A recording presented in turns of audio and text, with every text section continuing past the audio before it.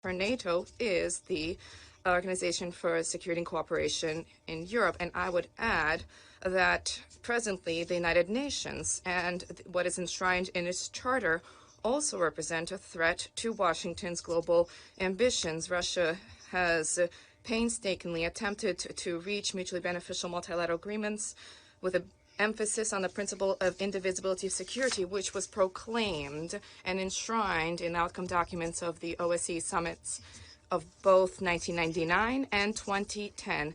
There, it states explicitly, categorically, black and white, that nobody is to strengthen one's own security at the expense of the security of others. And no state, group of states, or organization can be vested with the primary responsibility for the maintenance of peace in the OSCE region, or consider any region of the OSCE whatsoever as a part of its sphere of influence. NATO trampled upon these obligations, and the presidents and premiers of its member states, and did the opposite, proclaiming its right to any arbitrary action. An egregious example is the unlawful bombing of Yugoslavia in 1999, including with depleted uranium being used, which resulted in an uptick in cancer cases, both for Serb citizens and NATO military personnel. Joe Biden was then a senator, and he, not without pride, he said before the cameras that he personally called for the bombing of Belgrade and the destruction of all bridges on the Dnieper River. And now, the U.S. ambassador in Belgrade, Mr. Hill, through media outlets, has called on the Serbs to turn the page and to stop getting upset. About stopping getting upset, the U.S. has gained a great deal of experience. Japan has been shamefully quiet about who bombed Hiroshima and Nagasaki. As we know, during the G7 summit, Mr. Blinken, with great pathos, lamented the suffering of victims of the bombing, but he did not manage to mention the culpability of the United States. These are the rules. And after the Second World War, these are criminal misadventures of Washington which were set into play.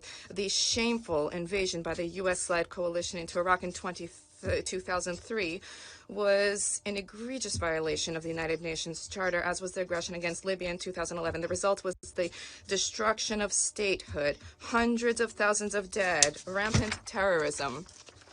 A blatant violation of the UN Charter also was a U.S. intervention in post-Soviet states' affairs.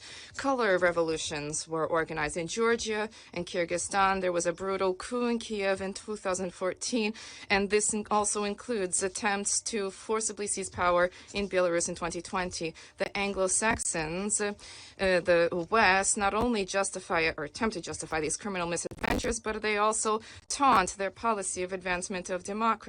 And the same has to do with the rules. Kosovo, they'll recognize independence without the referendum. The Crimea, they won't recognize it despite the fact that there was a referendum. Falklands and Malvinas, they will not be touched, for there was the cleverly referendum there. This is laughable.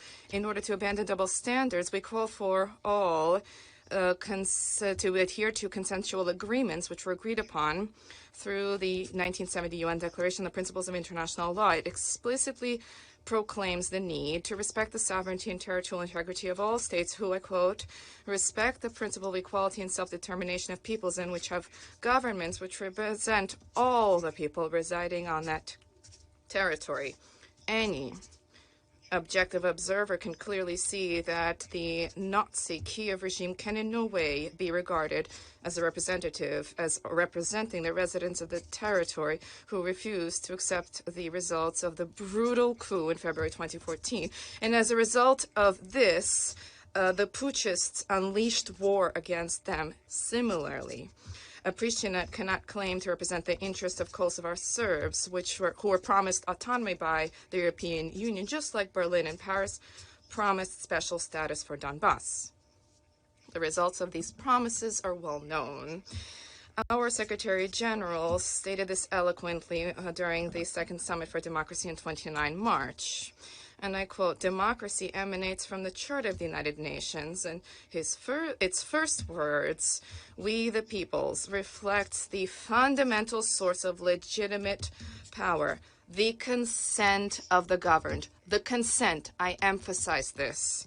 In order to halt the war that was unleashed in the east of Ukraine, multilateral efforts were undertaken for the advancement of a peaceful settlement. These were enshrined in Security Council resolution, which unanimously approved the Minsk agreements. These Minsk agreements were trampled upon by Kiev and its Western handlers, who themselves recently cynically and even with pride recognized that they never intended to implement this. They simply wanted to gain time to funnel weapons into Ukraine against Russia.